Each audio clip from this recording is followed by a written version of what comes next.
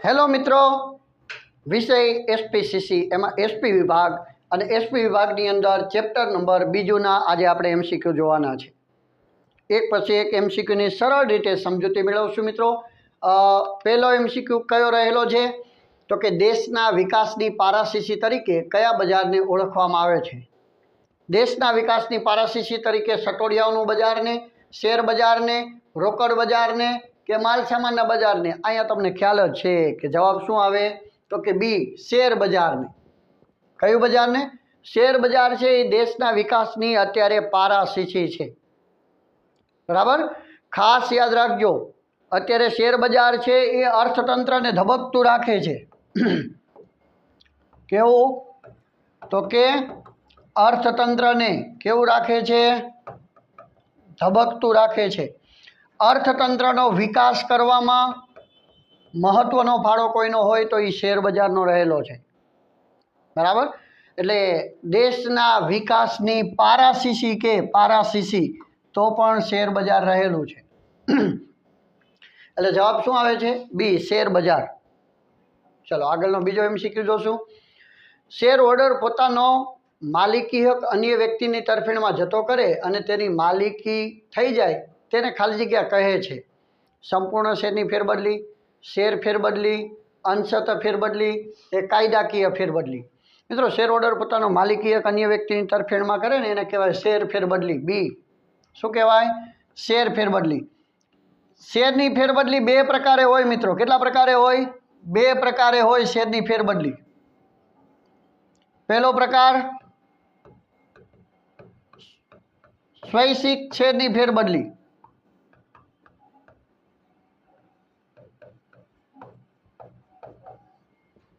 અને બીજી કઈ હોય તો કે કાયદાકીય શેરની ફેરબદલી। એટલે આને બીજા શબ્દોમાં કેવું હોય તો ફરજિયાત શેરની ફેરબદલી પણ કહેવાય। કેવી? ફરજિયાત શેરની ફેરબદલી। સ્વૈચ્છિક શેરની ફેરબદલી કોને કહેવાય?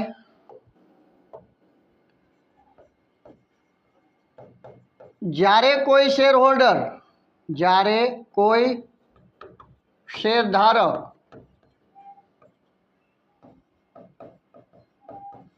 પોતાના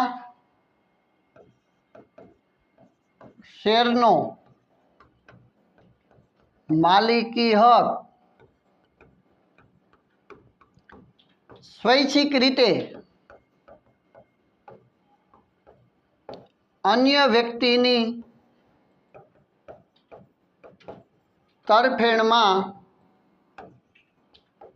જતો કરે તેને અથવા તો સોંપે તેને સ્વૈચ્છિક શેરની ફેરબદલી કહેવાય। જ્યારે કોઈ શેર હોલ્ડર રાજી ખુશીથી સ્વૈચ્છિક રીતે પોતાના શેરનો માલિકી હક અન્ય વ્યક્તિને સોંપે, સુપ્રત કરે એને સ્વૈચ્છિક શેરની ફેરબદલી કહેવાય।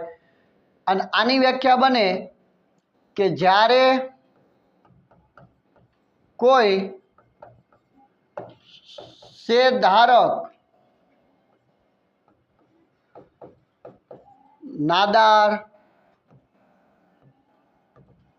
અસ્થિર કે મૃત્યુ પામે ત્યારે કાયદાનો ઉપયોગ કરી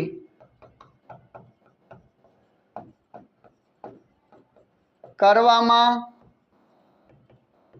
આવતી શેરની ફેરબદલીને કાયદાકીય હસ્તાંતરણ તરીકે અથવા તો ફરજિયાત શેરની ફેરબદલી તરીકે ઓળખવામાં આવે છે, બરાબર મિત્રો? આની અંદર એવું હોય, સ્વૈચ્છિક શેરની ફેરબદલીની અંદર બે પક્ષકારો હોય। કેટલા? બે પક્ષકારો હોય। કોણ કોણ? તો કે ખરીદનાર અને વેચનાર, અને બંનેની સંમતિની જરૂર પડે। બંનેની સંમતિની જરૂર પડે। મિત્રો, કાયદાકીય હસ્તાંતરણની અંદર કાં અસ્થિર થઈ ગયો હોય, કાં મૃત્યુ પામ્યો હોય, કાં નાદાર જાહેર થયો હોય, એટલા માટે બંનેની સંમતિની જરૂર પડતી નથી।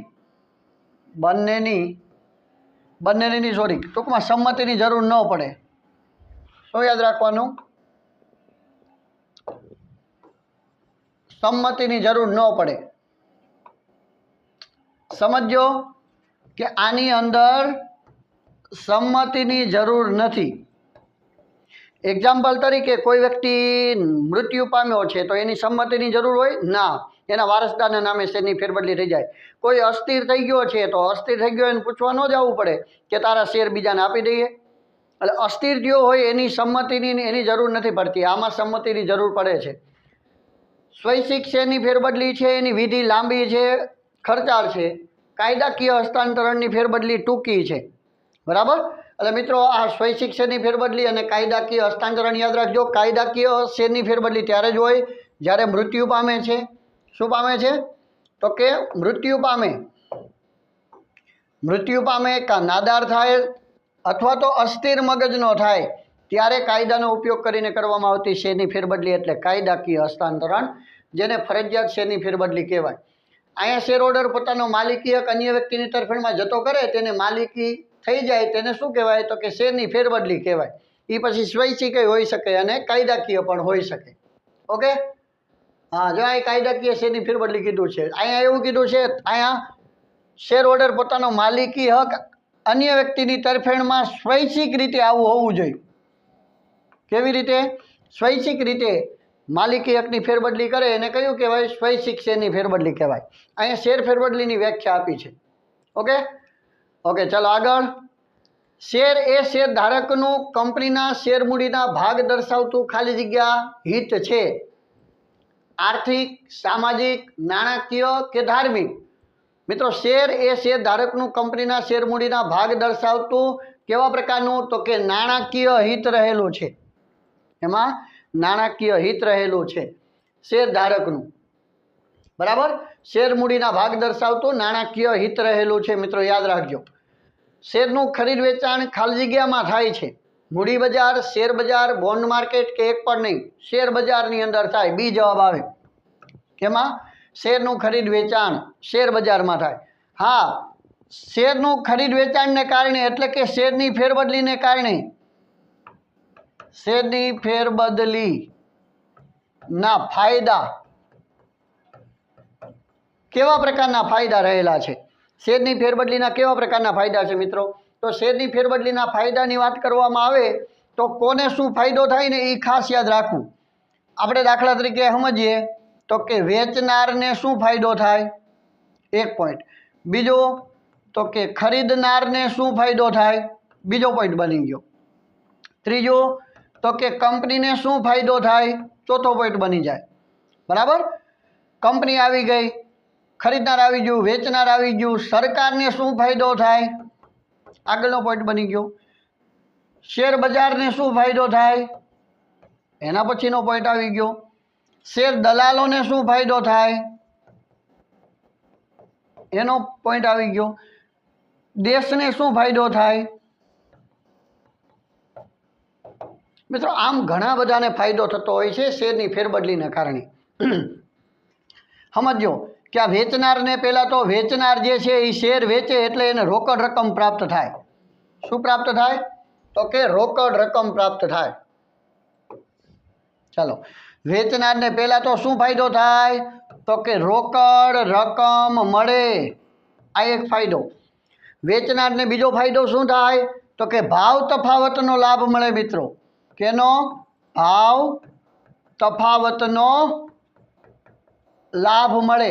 હવે ભાવ તફાવતનો લાભ મળે એટલે 100 રૂપિયામાં શેર ખરીદ્યો હતો ને અત્યારે એ જ શેર 150 રૂપિયામાં વેચે તો 50 રૂપિયા એને ભાવ તફાવતનો લાભ મળ્યો કહેવાય. આમ રોકડ રકમ મળે છે, ભાવ તફાવતનો લાભ મળે છે. એવી જ રીતે આ ખરીદનાર છે એને શું ફાયદો થાય? ખરીદનાર છે એને શેરનો માલિકી હક મળે. શું મળે છે? માલિકી હક મળે ખરીદનારને. અને એના જે વણવપરાયેલી રકમ પડી છે, મૂડી છે, એ મૂડીનું શું થઈ જાય? મૂડીનું રોકાણ થઈ જાય. આ ફાયદો થાય છે કેને? તો કે ખરીદનારને. એના પૈસા પડ્યા હતા, એનું રોકાણ થઈ ગયું. અને બીજો એને માલિકી હક મળ્યો. શેર ખરીદે એટલે શેર ઉપર શું મળે? માલિકી હક મળે. એવા તો ઘણા બધા અધિકાર મળે. શેર ખરીદનારને પછી ડિવિડન્ડનો હક મળે. શું મળે? ડિવિડન્ડનો હક મળે, મત આપવાનો અધિકાર મળે, સભ્ય બનવાનો અધિકાર મળે. બરાબર, આવા ઘણા બધા અધિકારો મળે છે ખરીદનારને. ઓકે, કંપનીને શું ફાયદો થયો? મિત્રો, કંપનીની અંદર ખાસ યાદ રાખજો કે બિનકાર્યક્ષમ એકમ તરફથી કાર્યક્ષમ એકમ તરફ પ્રવાહ વધે. કાર્યક્ષમ એકમ તરફ પ્રવાહ વધે છે. બરાબર, બિનકાર્યક્ષમ એકમ તરફથી કાર્યક્ષમ એકમ તરફ પ્રવાહ વધે. જે કંપની કાર્યક્ષમ છે એના શેર ખરીદવા માટે લોકો પડાપડી કરશે, અને જે કંપની બિનકાર્યક્ષમ છે એના શેર લોકો વેચી દેશે. તો જેના વેચીને ભાગ છે એ કંપનીના શેરના ભાવમાં ને એમાં ઘટાડો થતો હશે. એટલે બિનકાર્યક્ષમ એકમ છે, પણ જે કંપનીના શેરના ભાવમાં શું થાય? વધારો થાય, ડિવિડન્ડ વધુ મળે છે, તો એવી કંપનીઓ તરફ લોકો રોકાણ કરવાનું વધારે વિચારશે. તો જે બિનકાર્યક્ષમ એકમ છે એમાંથી મૂડી પાછી કાઢી લે છે, અને જે કાર્યક્ષમ એકમ છે એમાં શેરમાં રોકાણ કરશે. એટલે કે કાર્યક્ષમ એકમની પ્રતિષ્ઠામાં એમાં પણ વધારો થશે. કાર્યક્ષમ એકમ હશે એને મૂડી ઝડપથી મળી જશે. આવો ફાયદો રહેલો છે કંપનીનો. સરકારની અંદર શું ચૂકવવામાં આવે છે? તો કે સ્ટેમ્પ ડ્યુટી. તો મિત્રો, આમ સરકારને કર મળે છે. શું મળે છે? કર, સ્ટેમ્પ ડ્યુટી દ્વારા. તો એને પણ સ્ટેમ્પ ડ્યુટી દ્વારા શું થાય છે? કર દ્વારા આવક થાય છે, સરકારને આવક થઈ. શેર બજારનો પણ શું થાય છે? શેર બજારનો, તો કે શેર બજારનો પણ વિકાસ થાય છે. યસ કે નો? શેર બજારનો વિકાસ થાય. શેર બજાર તો તમને ખબર જ છે, પારાશીશી ગણવામાં આવે છે. અર્થતંત્રને માપવા માટેનો એક માપદંડ બની ગયું છે. શેર દલાલોને પણ શું મળે છે? તો કે કમિશન મળે છે. દેશના, તો કે દેશનું અર્થતંત્ર ધબકતું રહે છે. દેશનું અર્થતંત્ર શું રહે છે? તો કે ધબકતું રહે છે. મિત્રો, શેર બજાર છે ને દેશના અર્થતંત્રને ધબકતું રાખે છે. પહેલાં લોકો શું વિચારતા? જે કાંઈ કમાઈ બચત કરીને તેજુરીમાં ભરતા. એની પહેલાં વાત કરવામાં આવે તો જમીનની અંદર ડાબડો દાટતા, પૈસા ભેગા કરીને એ જમીનમાં હડી જતા. પણ હવે એવું નથી. હવે લોકો સમજી ગયા છે કે પૈસા કમાવા હોય તો માત્ર મહેનત કરવાથી નહીં, નાણાંને કમાવવું જોઈએ. પૈસા કમાવવો જોઈએ. તમે ભલે બેઠા હોય, તમારા પૈસા કમાતા હોવા જોઈએ. કાં પૈસાને કામે લગાડો, બરાબર, એટલે કે નાણાંને કામે લગાડો અને તમારી આવક થાય. કાં કોઈ યંત્રને કામે લગાડો, યંત્ર દ્વારા તમને આવક થાય. અને કાં માનવ સંસાધન સંચાલન એટલે કે કર્મચારીઓને ક્યાંક કામે લગાડો, એના દ્વારા આવક થાય, ત્યારે પૈસાવાળું થવાય. તો મિત્રો, આ બાબત અહીંયા પણ છે. દેશના અર્થતંત્રને ધબકતું રાખે છે. મારી પાસે 30,000 રૂપિયા પડ્યા હોય તો એ હું પટારામાં ન રાખું, તેજુરીમાં ન રાખું, અને હું શું કરીશ? શેર બજારમાં રોકી દઈશ. એટલે થયું ને નાણાંનું રોટેશન, અર્થતંત્ર ધબકતું રહે છે. આવા પ્રકારનો ફાયદો થાય છે શેરની ફેરબદલીનો. આમાંથી કોઈ પણ પૂછાય તો ખાસ યાદ રાખજો, તમને આવડતું હોવું જોઈએ. કોને કયો ફાયદો થાય છે એ બધું આવી ગયું. બરાબર, શેરનું ખરીદ વેચાણમાં શેર બજાર. બરાબર, શેર બજારમાં શેરનું ખરીદ વેચાણ થાય. શેર બજાર યાદ રાખજો. આગળ, શેર બજાર ખાલી જગ્યા છે, સટોડિયાનું બજાર છે, દેશના વિકાસની પારાશીશી છે, રોકડ બજાર છે કે માલ સામાન બજાર છે? મિત્રો, આનો જવાબ હમણાં જ તમને મળી ગયો છે. બી જવાબ આવે છે, દેશના વિકાસની પારાશીશી છે. કેવું રહેલું છે? તો કે દેશના વિકાસની પારાશીશી. ખાસ યાદ રાખજો, દેશના વિકાસની પારાશીશી. આગળ વધશું. શેર ફેરબદલીથી ખાલી જગ્યાની આવક થાય. મિત્રો, શેરની ફેરબદલી કરવાથી ખાલી જગ્યાની આવક થાય. વ્યક્તિને, કંપનીને, સરકારને કે એક પણ નહીં. મિત્રો, અહીંયા કહે છે શેરની ફેરબદલીથી ખાલી જગ્યાની આવક થાય. આવક કોને થાય? વ્યક્તિ, કંપની કે સરકાર કે એક પણ નહીં. મિત્રો, કોને આવક થાય છે? તો કે સરકારને આવક થાય છે. કેને? સરકારને. કેવી રીતે આવક થાય છે? તો હમણાં જ મેં તમને કીધું, સ્ટેમ્પ ડ્યુટી દ્વારા. બરાબર, સરકાર શેરનું ખરીદ વેચાણ થતું હોય એમાંથી શું લે છે? તો કે કર લે છે. એટલા માટે સ્ટેમ્પ ડ્યુટી દ્વારા સરકારને આવક થાય છે. ચાલો, જો અહીંયા એમ કીધું હોત કે બિનકાર્યક્ષમ એકમ તરફથી કાર્યક્ષમ તરફ એક પ્રવાહ વધે છે, તો જવાબ આવત કંપની. હમણાં જ આપણે વાત કરી. ક્લિયર? ચલો આગળ. શેર વેચાણને કારણે શેર વેચનારને ખાલી જગ્યા મળે. જો મિત્રો પ્રશ્ન આવ્યો, શેર વેચનાર છે એને શું મળે? રોકડ રકમ મળે અને ભાવ તફાવતનો લાભ મળે. આમાંથી શું કીધું છે? શેર, પ્રમાણપત્ર, રોકડ કે સભ્યપદ? શું મળે? રોકડ રકમ મળે. શું જવાબ આવશે? સી, રોકડ રકમ મળે. અને બીજો હજી પોઈન્ટ કીધો તો કયો આવે? હજી કહી દઉં છું કે ભાવ તફાવતનો લાભ મળે. શું મળે? ભાવ તફાવતનો લાભ મળે. ક્લિયર? હમણાં જ વાત કરી કે 100 રૂપિયાનો શેર ખરીદ્યો તો 150 રૂપિયા ભાવ થઈ ગયો, 50 રૂપિયા ભાવ તફાવતનો લાભ મળ્યો. સેમ વસ્તુ છે વેચનારને. ક્લિયર? ચલો આગળ. બિનકાર્યક્ષમ એકમોમાં રોકાયેલા નાણાંનો પ્રવાહ ખાલી જગ્યા એકમો તરફ વળે છે. શેર બજારને કારણે બિનકાર્યક્ષમ એકમનો રોકાયેલો નાણાંનો પ્રવાહ કાર્યક્ષમ એકમ તરફ વધે છે. સમજાઈ ગયું? કંપનીનો ફાયદો. કેને ફાયદો? કંપનીનો. કે બિનકાર્યક્ષમ એકમ હોય એનો તો પ્રવાહ કાર્યક્ષમ એકમ તરફ વળે છે. અહીંયા શું છે? કાર્યક્ષમ ક્યાં આપેલું છે? તો કે એમાં જવાબ આવશે એ, કાર્યક્ષમ એકમ તરફ પ્રવાહ વધે છે. આવડી જાય? એકદમ સહેલું છે. ચલો મિત્રો, ખાલી જગ્યાને કારણે કંપની સ્વરૂપનો વિકાસ ઝડપી બને છે. સંપૂર્ણ શેર ફેરબદલી, મુક્ત શેર ફેરબદલી, શેર વહેંચણી કે શેરની ફાળવણી. ખાલી જગ્યા કારણે કંપની સ્વરૂપનો વિકાસ થાય મિત્રો. મુક્તપણે શેરની ફેરબદલી. આ મુક્તપણે શેરની ફેરબદલી કંપનીનું મહત્વનું શું રહેલું છે? તો કે મહત્વનું લક્ષણ રહેલું છે. મુક્તપણે શેરની ફેરબદલી. કોઈ પણ કંપની પોતાના નિયમન પત્રમાં, કેમાં? નિયમન પત્રમાં જોગવાઈ કરી શેરની ફેરબદલી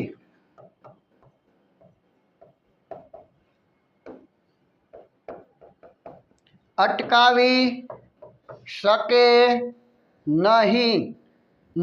યાદ રાખજો. કોઈ પણ કંપની પોતાના નિયમન પત્રમાં શેરની ફેરબદલી જોગવાઈ કરીને અટકાવી શકે નહીં. મુક્તપણે શેરની ફેરબદલી એ કંપનીનું આગવું લક્ષણ છે. બરાબર? કંપની કૃત્રિમ વ્યક્તિત્વ ધરાવે છે એ લક્ષણ છે. અસ્તિત્વ એનું કંપનીનું કાયમી છે, એટલે કાયમી અસ્તિત્વ કંપનીનું છે. કોઈ સભ્ય મરી જાય, શેર ધારક મરી જાય તો કંપની મૃત્યુ પામે એવું નથી. ધીરુભાઈ અંબાણી મૃત્યુ પામ્યા હોય તો એ કંપની પણ મૃત્યુ પામે. રિલાયન્સ કંપની એવું નથી. વારસદારોને નામે એ કંપની ચાલ્યા કરે છે. એટલે મિત્રો ખાસ યાદ રાખજો, નિયમન પત્રમાં જોગવાઈ કરીને શેરની ફેરબદલી અટકાવી ન શકાય. એટલે મુક્તપણે શેરની ફેરબદલી અને એ સ્વરૂપને વિકાસ ઝડપી બનાવે છે. કયું? ખાલી જગ્યાને કારણે કંપની સ્વરૂપનો વિકાસ ઝડપી થાય. શેરની ફેરબદલીને કારણે કંપનીનો વિકાસ થાય. એ પોઈન્ટના આધારે. ઓકે, ચાલો. શેર ફેરબદલીની દ્રષ્ટિએ શેર કેટલા પ્રકારના હોય? મિત્રો શેરની ફેરબદલીની દ્રષ્ટિએ કેટલા પ્રકારના હોય? હમણાં જ કીધું, સ્વૈચ્છિક શેર ફેરબદલી અને કાયદાકીય શેરની ફેરબદલી. એટલે 2 પ્રકારના હોય. કેટલા પ્રકારના હોય? 2 પ્રકારના હોય. ખાસ યાદ રાખજો. કઈ શેરની ફેરબદલી હોય? તો કે સ્વૈચ્છિક, અને બીજી તો કે ફરજિયાત. ફરજિયાત એટલે કાયદાકીય રીતે. એટલે કાયદાકીય ક્યારે હોય? તો કે જ્યારે કોઈ વ્યક્તિ શું થઈ જાય? અસ્થિર થાય, અથવા તો નાદાર થાય, અથવા તો મૃત્યુ પામે, ત્યારે કાયદાનો ઉપયોગ કરીને હોય. એટલે કે 1 અને 2 પ્રકારે હોય. ચાલો. મૂર્ત સ્વરૂપના શેર કે વાસ્તવિક સ્વરૂપના શેરને અંગ્રેજીમાં શું કહેવાય છે? શેરની ફેરબદલીને કારણે 2 પ્રકારની. ચલો અહીંયા વાત કરવામાં આવશે શેરના પ્રકાર. એક મૂર્ત સ્વરૂપના શેર કે વાસ્તવિક સ્વરૂપના શેર, ને બીજા હોય અમૂર્ત સ્વરૂપના શેર. બરાબર? વાસ્તવિક સ્વરૂપના શેરને અંગ્રેજીમાં શું કહેવાય? જે છે એ મૂર્ત સ્વરૂપના જે શેર છે, અથવા તો એને વાસ્તવિક સ્વરૂપના શેર છે, એને અંગ્રેજીમાં શું કહેવાય? તો મિત્રો કહેવાય ફિઝિકલ શેર. શું કહેવાય? બી. શું જવાબ આવશે? ફિઝિકલ શેર તરીકે ઓળખવામાં આવે છે. ખાસ આ બંને વિશે થોડુંક સમજી લેજો મિત્રો. મૂર્ત સ્વરૂપના શેર, અને આ બાજુ આપણે વાત કરશું અમૂર્ત સ્વરૂપના શેર. મિત્રો આ જે છે એ તમારે એમ યાદ રાખવાનું કે આ શેર પ્રમાણપત્રવાળા શેર. પેલા પ્રમાણપત્ર આપવામાં આવતા ને, શેર પ્રમાણપત્ર, એ શેર પ્રમાણપત્રવાળા શેર એટલે મૂર્ત સ્વરૂપના શેર. અને અમૂર્ત પ્રકારના શેર એટલે કે ડીમેટ શેર. કયા શેર? Demat share. ક્લિયર મિત્રો? આ જે મૂર્ત સ્વરૂપના શેર છે એટલે કે પ્રમાણપત્રવાળા શેર છે એને કયા શેર કહેવાય? તો કે ફિઝિકલ શેર કહેવાય. ફિઝિકલ એટલે કે જેને તમે ટચ કરી શકો, જેને તમે જોઈ શકો. પ્રમાણપત્ર હતા એને અડી શકો, તમે પ્રમાણપત્રને જોઈ શકો, પ્રમાણપત્રને પટારામાં મૂકી શકતા હતા. એટલા માટે એ શેર કેવા હતા? ફિઝિકલ શેર હતા. બરાબર? એટલે કે શેર પ્રમાણપત્રવાળા. આ જે શેર હતા એની અંદર એક ગેરફાયદો હતો. કેવા પ્રકારનો? તો કે એની એક તો વિધિ બહુ લાંબી હતી, ખર્ચાળ હતી. બીજું તો કે આ પ્રમાણપત્રની અંદર સ્ટેશનરીનો ઉપયોગ થતો. કેનો ઉપયોગ થતો? સ્ટેશનરીનો ઉપયોગ થતો. હા કે ના? તો કે હા, સ્ટેશનરીનો ઉપયોગ થતો. સ્ટેશનરીનો ઉપયોગ થતો એટલે કે આમાં પ્રમાણપત્ર આપવામાં આવતું. એ પ્રમાણપત્ર ભરાઈ જાય એટલે નવું પ્રમાણપત્ર બનાવવાનું. હું વેચવા જાઉં એટલે પ્રમાણપત્ર જમા કરવાનું. નવા શેર ધારકનું પાછું એનું નામ એડ કરવાનું. પ્રમાણપત્ર ફાટી જાય, ખોવાઈ જાય તો નવું પ્રમાણપત્ર આપવાનું. આવી લાંબી પ્રોસેસ હતી ફિઝિકલ શેરમાં, એટલે કે મૂર્ત સ્વરૂપના શેર, એટલે કે શેર પ્રમાણપત્રવાળા શેરનું. બરાબર? ભૌતિક.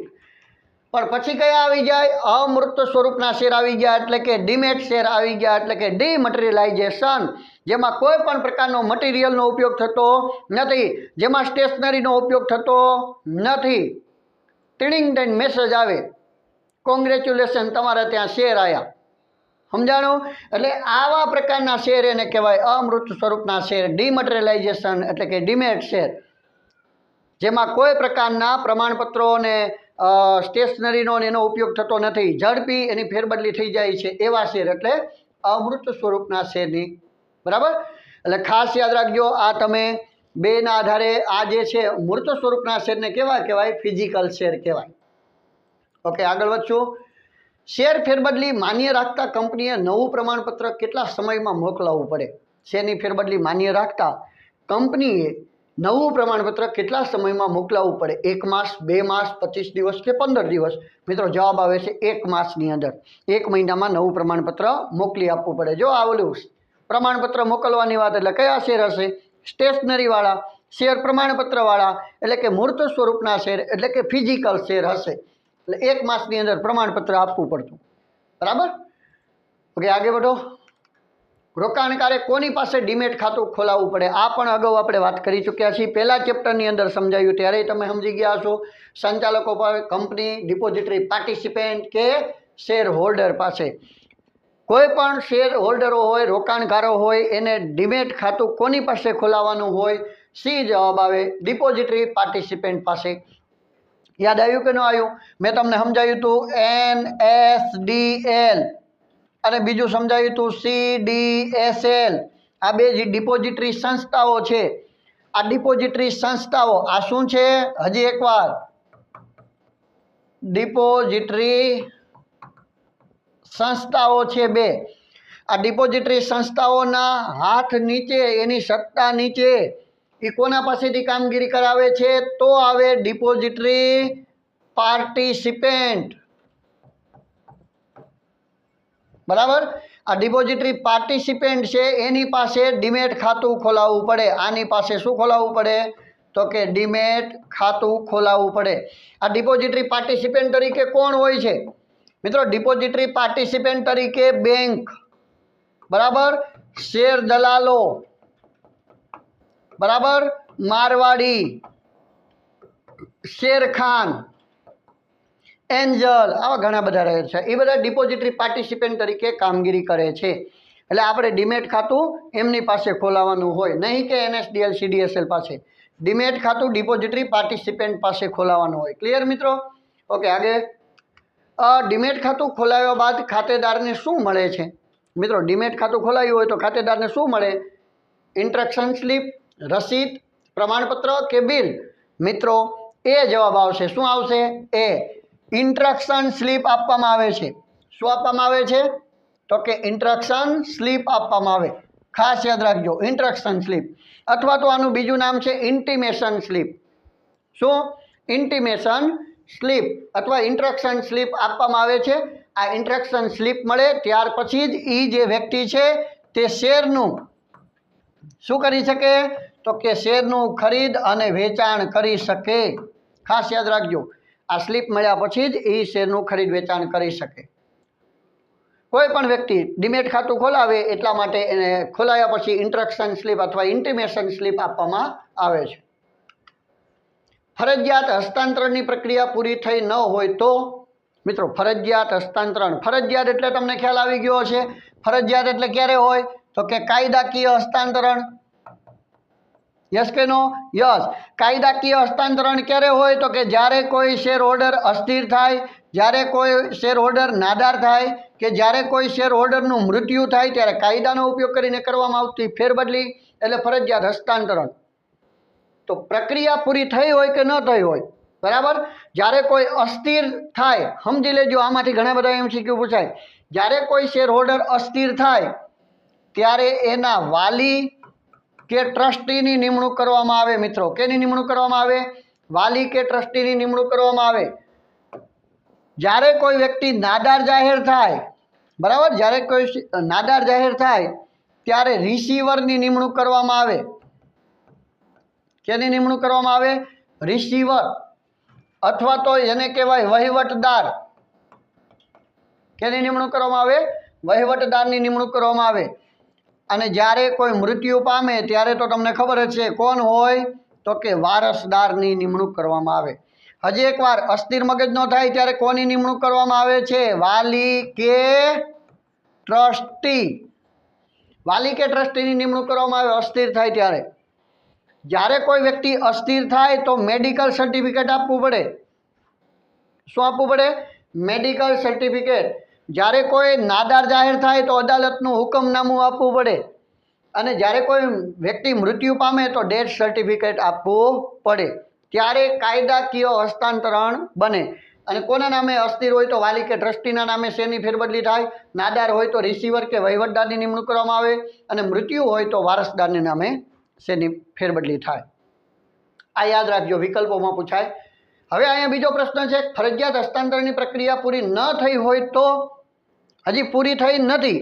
દાખલા તરીકે કોઈ વ્યક્તિ મૃત્યુ પામ્યો છે, સમજો શું પામ્યો છે? મૃત્યુ પામ્યો છે અને એની શેરની ફેરબદલી થઈ નથી, એના વારસદારના નામે શેરની ફેરબદલી નથી થઈ. ડિવિડન્ડનો હક ન મળે, ડિવિડન્ડનો હક મળે, ડિવિડન્ડ પછી મળે, ડિવિડન્ડ કંપનીમાં જમા થાય. ખાસ યાદ રાખજો, ફરજિયાત શેરની ફેરબદલી કીધી હોય ત્યારે ફેરબદલી થઈ હોય કે ન થઈ હોય, એના વારસદારને ડિવિડન્ડનો હક મળે. એટલે કે સી જવાબ આવે. શું જવાબ આવે? ડિવિડન્ડનો હક મળે. બરાબર? એટલે યાદ રાખી લેજો મિત્રો, વારસદાર જે છે એને ડિવિડન્ડનો હક મળે. ફેરબદલી ન થઈ હોય ને તો પણ. કેમાં? તો કે કાયદાકીય હસ્તાંતરણમાં. સ્વૈચ્છિક શેરની ફેરબદલીમાં ન મળે, પણ કાયદાકીય શેરની ફેરબદલી હોય. કોઈ વ્યક્તિ સમજી લો ને કે મૃત્યુ પામ્યો છે, એ મૃત્યુ પામ્યો છે પણ એના વારસદારને ડિવિડન્ડનો હક મળે. માત્ર ડિવિડન્ડનો હક મળે એટલું જ નહીં, જો કોઈ જવાબદારી ઊભી થતી હોય, શું ઊભી થતી હોય? જવાબદારી. તો એ જવાબદારી પણ એ વારસદારના બોજે જ આવે. કોઈ હપ્તો ભરવાનો થાય તો એ હપ્તો વારસદારે જ ભરવો પડે. સમજાણું? એટલે જવાબદારી પણ બને છે અને ડિવિડન્ડનો હક પણ મળે છે. ઓકે, આગળ વધીએ. શેરની ફેરબદલીમાં જો વાંધા અરજી હોય તો, મિત્રો શેરની ફેરબદલીની અંદર શેરની ફેરબદલી કરતી વખતે ખરીદનાર અને વેચનાર બંનેની સંમતિની જરૂર પડે. બરાબર? પણ ખરીદનાર અને વેચનારની અંદર જો કોઈને કાં ખરીદનારને કાં વેચનારને વાંધો હોય તો વાંધા અરજી આપી દેવી પડે. શું આપી દેવી પડે? વાંધા અરજી 2 સપ્તાહમાં, એટલે કે 14 દિવસમાં. 14 દિવસમાં વાંધા અરજી આપી દેવી પડે. મિત્રો કેટલા દિવસમાં? ખાસ યાદ રાખજો, 14 દિવસ. 14 દિવસમાં વાંધા અરજી આપી દેવી પડે. જો વાંધા અરજી આપી દેવામાં આવે, શું આપી દેવામાં આવે? વાંધા અરજી આપી દેવામાં આવે, એનો મતલબ એમ થાય કે મને એ શેર હવે ખરીદવા નથી, મને વાંધો છે, તો એનો મતલબ ફેરબદલી અટકાવી દેવામાં આવે, ફેરબદલી થાય નહીં. અહીંયા શું કીધું છે? કોઈ વાંધો આવતો નથી પછી ફેરબદલી થાય. વાંધાને અવગણવામાં આવે છે કે કંપની દ્વારા ફેરબદલી મંજૂર કરવામાં આવે નહીં. શું મંજૂર કરવામાં આવે નહીં? ડી જવાબ આવે મિત્રો. શું આવે? કંપની દ્વારા ફેરબદલી મંજૂર કરવામાં આવે નહીં. યાદ રાખી લેજો. કંપની શેર હોલ્ડરના ડીમેટ ખાતામાં કંપની શેર હોલ્ડરના ડીમેટ ખાતામાં ફેરફાર કરી શકે, આંશિક ફેરફાર કરી શકે, ફેરફાર ન કરી શકે કે પાછળથી ફેરફાર કરી શકે? મિત્રો ખાસ યાદ રાખજો, આ શેર બજાર એક એવી વસ્તુ છે, શેર બજારમાં કંપની છે ને, કંપની કોઈ પણ પ્રકારની દખલગીરી કરી શકે નહીં. કંપની છે એ શેર બજારની અંદર ખરીદ વેચાણમાં કોઈ પણ પ્રકારની દખલગીરી કરી શકે નહીં. કંપની છે એ પોતાના કોમ્પ્યુટર ઉપર માત્ર જોઈ શકે કે એની કંપનીના શેરના ભાવમાં વધારો થયો કે ઘટાડો થયો. બાકી કંપની જે છે એ બીજો કોઈ પ્રકારની દખલગીરી કરી શકે નહીં. એટલે કે ડીમેટ ખાતામાં ફેરફાર કરી શકે, ફેરફાર ન કરી શકે, આંશિક ફેરફાર કરી શકે કે પાછળથી ફેરફાર કરી શકે? ફેરફાર કરી શકે નહીં. કંપની છે એ કોઈ પણ પ્રકારના ફેરફારો કાંઈ પણ કરી શકે નહીં. કંપની માત્ર ને માત્ર એના શેરના ભાવમાં વધારો થયો કે ઘટાડો થયો એ જોઈ શકે છે, માત્ર ને માત્ર કમ્પ્યુટરની અંદર. એની કંપનીના ભાવ વધ્યા કે ઘટ્યા, બરાબર. બાકી કોઈ પ્રકારના ડીમેટ ખાતામાં ફેરફાર કરી શકે નહીં. મિત્રો યાદ રાખજો. આગળ વધશું આપણે. ખાલી જગ્યાના પ્રતિનિધિ તરીકે કાર્ય કરતી સંસ્થા બેંક ડીમેટ ખાતા અંગેની કાર્યવાહી કરે છે.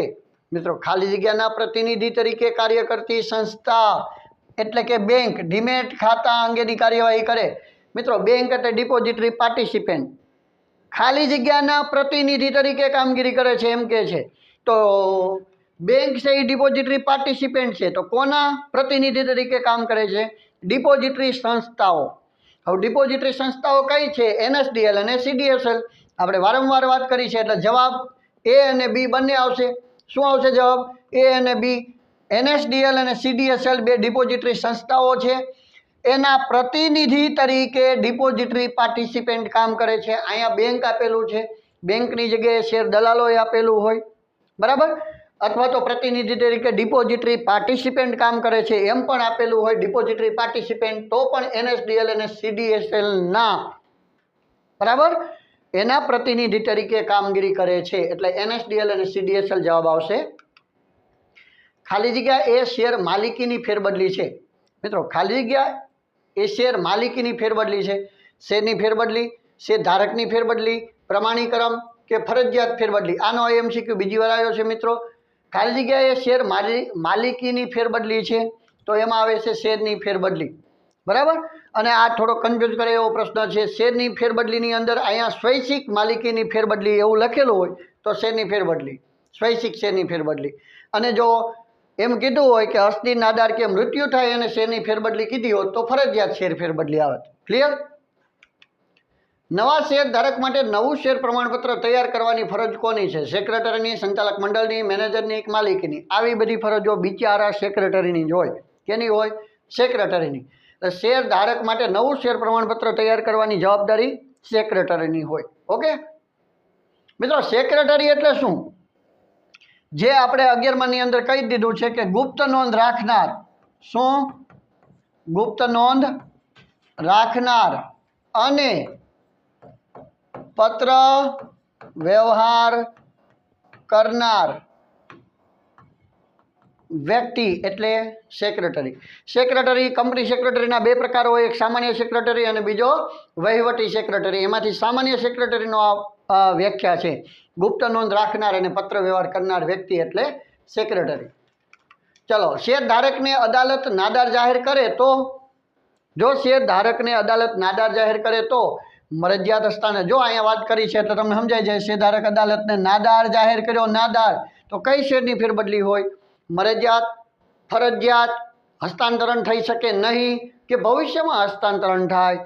મિત્રો નાદાર જાહેર થાય, મૃત્યુ પામે કે અસ્થિર થાય તો કઈ શેરની ફેરબદલી હોય? તો કે ફરજિયાત શેરની ફેરબદલી. કઈ હોય? ફરજિયાત શેરની ફેરબદલી. ક્લિયર? આવડી ગયો છે? શેર હોલ્ડરે વસિયતનામું ન કર્યું હોય અને વારસદાર ન હોય તો તેનું મૃત્યુ થતાં, મિત્રો આ ખાસ સમજો, શેર હોલ્ડર છે એને વસિયતનામું ન કર્યું, એટલે વસિયતનામું નથી કર્યું અને ટપકી ગયો, મરી ગયો, મૃત્યુ પામ્યો.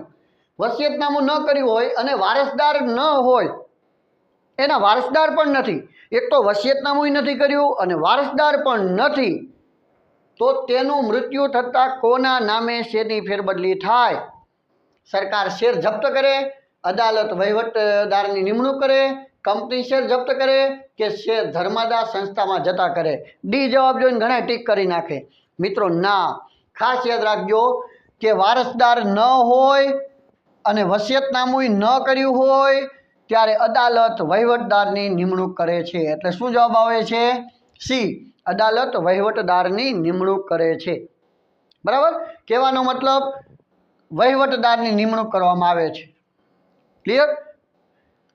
જો શેર હોલ્ડરે વસિયતનામું કર્યું હોય, વસિયતનામું કર્યું હોય અને વારસદાર હોય તો વારસદારના નામે થાય? ના, વસિયતનામું કર્યું છે તો કોના નામે વસિયતનામું કર્યું છે એના નામે શેરની ફેરબદલી થાય. સમજો, વસિયતનામું કર્યું છે અને વારસદારે છે તો વારસદાર ન ટીક કરવું, જેના નામે વસિયતનામું કર્યું છે એના નામે થાય. સમજાણું? એને એના નોકરના નામે શેરના ફેરબદલી કરી છે, એના નોકરના નામે શેરની ફેરબદલી કરી છે, ભલે વારસદાર હોય તો નોકરના નામે શેરની ફેરબદલી થાય. વસિયતનામું નથી, એટલે વસિયતનામું નથી કર્યું અને વારસદાર છે, તો વસિયતનામું નથી કર્યું ને વારસદાર છે તો વારસદાર આવે. ક્લિયર? તો વારસદાર આવે. એટલે આવું યાદ રાખજો મિત્રો. વાલી કે ટ્રસ્ટીએ કંપનીમાં શું રજૂ કરવા પડે? મિત્રો વાલી કે ટ્રસ્ટી કંપનીમાં શું રજૂ કરવા પડે? એમ નહીં મિત્રો, વાલી કે ટ્રસ્ટીએ કંપનીમાં શું રજૂ કરવા પડે? તો કે બદલીનો પત્ર, નિમણૂક પત્ર, બઢતીનો પત્ર, અપકર્ષ અંગેનો પત્ર. મિત્રો વાલી છે કે ટ્રસ્ટી છે એને કંપનીની અંદર નિમણૂક પત્ર, શું નિમણૂક પત્ર રજૂ કરવા પડે. વાલી કે ટ્રસ્ટી તરીકેની નિમણૂક કરે, નિમણૂક પત્ર રજૂ કરાવે. હા, વાલી કે ટ્રસ્ટીની નિમણૂક ક્યારે આવે પહેલાં તો એ તમને ખબર હોવી જોઈએ. જ્યારે શું થાય? અસ્થિર મગજનો થાય ત્યારે. ક્યારે? અસ્થિર મગજનો થાય ત્યારે વાલી કે ટ્રસ્ટીની નિમણૂક કરવામાં આવે અને નિમણૂક પત્ર આપવામાં આવે. બરાબર? ફરજિયાત ફેરબદલીમાં સ્ટેમ્પ ડ્યુટી ભરવી પડે, સ્ટેમ્પ ડ્યુટી પાછળથી ભરવી પડે, સ્ટેમ્પ ડ્યુટી ભરવાની જરૂર નથી કે સ્ટેમ્પ ડ્યુટી સરકાર માફ કરે? આઈએમપી પ્રશ્ન છે. ફરજિયાત શેરની ફેરબદલીમાં કીધું છે, ફરજિયાત શેરની ફેરબદલીમાં. મિત્રો ફરજિયાત ફેરબદલી એટલે કાયદાકીય હસ્તાંતરણ, એટલે અસ્થિર થાય, નાદાર થાય કે મૃત્યુ થાય ત્યારે કાયદાનો ઉપયોગ કરીને કરવામાં આવતી ફેરબદલી. તો એમાં સ્ટેમ્પ ડ્યુટી ભરવી પડે કે ન ભરવી પડે? આવો પ્રશ્ન છે. તમે મૃત્યુ દાખલા તરીકે કોઈ વ્યક્તિ મૃત્યુ પામે છે, એ મૃત્યુ પામે એના વારસદારના નામે શેરની ફેરબદલી થાય તો એમાં પૈસા ચૂકવવાના હોય. એના દીકરાના નામે શેરની ફેરબદલી થતી હોય એમાં પૈસા હવે જ ચૂકવવો પડે? એમાં મૂડી પૈસા ચૂકવણી કરવાની હોય? ના. એનો મતલબ એમ થાય કે પૈસાની ચૂકવણી ન હોય તો સ્ટેમ્પ ડ્યુટી પણ ન હોય. એટલે ફરજિયાત શેરની ફેરબદલીમાં સ્ટેમ્પ ડ્યુટી ભરવી ન પડે, ભરવાની જરૂર નથી. એટલે કે બી જવાબ આવે. સ્ટેમ્પ ડ્યુટી ભરવી ન પડે અથવા તો ભરવાની જરૂર નથી. સમજાણું? જ્યારે વારસદારના નામે ફેરબદલી થાય, ફરજિયાત ફેરબદલી હોય, એમાં સ્ટેમ્પ ડ્યુટી ભરવાની જરૂર નથી, સ્ટેમ્પ ડ્યુટી ભરવી પડે નહીં. કેમાં ભરવી પડે? તો કે સ્વૈચ્છિક શેરની ફેરબદલીમાં ભરવી પડે. એમાં ખરીદનાર હોય, બીજો વેચનાર હોય, બંનેની સહમતિ હોય. બરાબર? એમાં વેચનાર છે એને રોકડ રકમ મળે, ખરીદનાર છે એ પૈસા આપે, પૈસા આપે એટલે સ્ટેમ્પ ડ્યુટી ભરવી પડે. અને વારસદારના નામે થાય આમાં તો ફરજિયાતની અંદર એમાં રોકડની લેવડ દેવડ ન હોવાથી સ્ટેમ્પ ડ્યુટી ભરવાની હોતી નથી. ઓકે મિત્રો, થેન્ક યુની સ્લાઇડ આવી ગઈ છે. અહીંયા આપણું એસપીસીસીનું એસપી વિભાગનું ચેપ્ટર નંબર 2 શેરની ફેરબદલી, મુક્તપણે શેરની ફેરબદલી પૂરું થઈ છે. તમને સમજાઈ ગયું હશે એવી આશા રાખું છું. નવા જ વિડીયો સાથે પાછા મળીશું. ત્યાં સુધી જય હિન્દ, જય ભારત.